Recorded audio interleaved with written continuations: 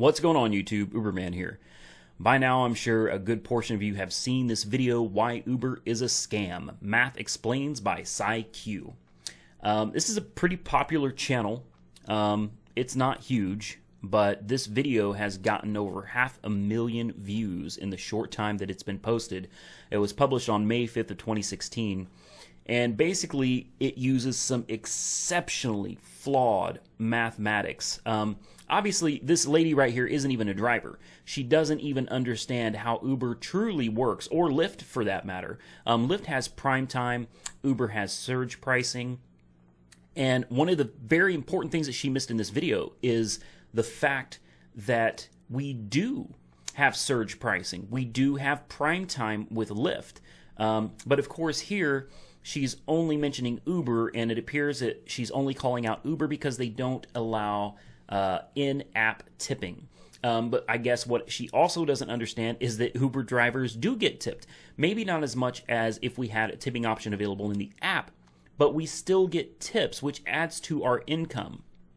If you want to watch the video, guys, God forbid, go ahead, but it's a waste of time. This video is nothing but a waste of time. The math is completely flawed. But go ahead and watch it and see what you think. I've posted several comments on this video, and I'm just done with it. But I keep getting people sending me this video, whether it's via YouTube or my Facebook groups. This video just keeps popping up. People want to know what my opinion is on it. And my opinion is it's absolutely incorrect. The math doesn't work. And the cost of operating a vehicle is not 54 cents a mile. That's an IRS standard deduction. It does not cost the majority of ride-share drivers 54 cents a mile to operate their vehicle. That's simply a deduction that you get when it comes time to pay your taxes. Now, if you're in a market where rates like mine are 70 cents a mile, guys, the IRS is giving you a 54 cent per mile deduction off of that. Basically, you get to keep almost everything you make. You will be taxed on very little of what you actually make. And again, the whole issue of surge pricing, you know, she's not taking this into consideration. Now, I found a comment right here. I was actually looking for my own, but this video has gotten so many comments, I can't seem to find mine. But this person right here makes a few very good points. I'd like to read those to you real quick. I work as a rideshare operator. A couple things that are inaccurate about this video. Just because a driver is online and available to pick up passengers doesn't mean she is actively driving around without a passenger looking for fares. I remain parked until I get a ride request. Therefore, the calculation of speed and hours online is inaccurate. 2. Most rideshare operators have another source of income, myself included. I'm a realtor and use the rideshare service as a way to talk to random strangers about their real estate needs. I've grown my client base by double since I started working as a rideshare operator. And I want to interject in here real quick. And I've said this from the beginning. There is a lot more to Uber than just driving, guys. This is a great, great opportunity to network with people. Wonderful opportunity to promote your other business or something else that you're doing. Number 3, I use the rideshare platform to help pay for my recreational activities.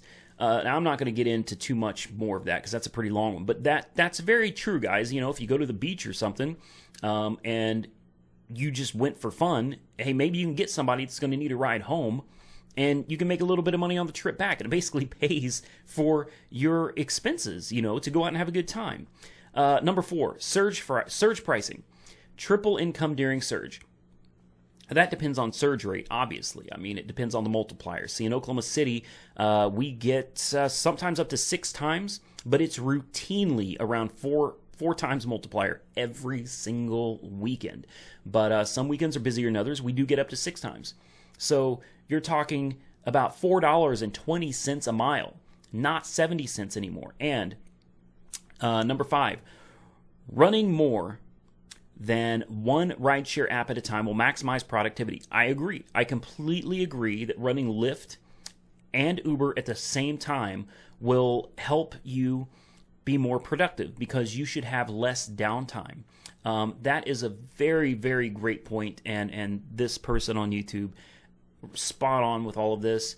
I do want to say that the video, I don't even know why they made it. This is supposed to be a channel about facts, and they definitely got it wrong here. They absolutely got this video wrong. They did make some good points, but at the same time, you cannot tell an entire world of rideshare drivers that they're losing money. Basically, what they were saying is that there are a slew of rideshare drivers that are actually losing money and not getting paid, but they don't even realize it yet. And I will say that in some instances that can be true. It can. There could be some unexpected expenses coming up on your vehicle that you're not aware of yet. And if those expenses outweigh the income you've made with Uber or Lyft, then yes, you are losing money. But I feel like the majority of us are intelligent enough to understand what our expenses are and to understand what our income is, and to be able to make an informed decision as to whether or not this is a profitable business opportunity or not. In some markets, it's absolutely not profitable to drive for Uber. I will never sit here and tell everybody that you can make a bunch of money, because you can't. Just like this video should not be on here telling everybody how they're losing this and that and all this money, because it's just not accurate to say that. Things vary drastically from driver to driver and city to city and state to state and country to country. You just can't put everybody into this box. It doesn't work. With that being said, guys, I hope you found this video somewhat informative. I hope I was able to answer a lot of your questions, because I just don't have the time to answer every single comment that pops up with a link to this video. I just cannot do it. So I wanted to go ahead and throw this out there and say I disagree. I do. I wholeheartedly disagree with this video. I think it was poorly done.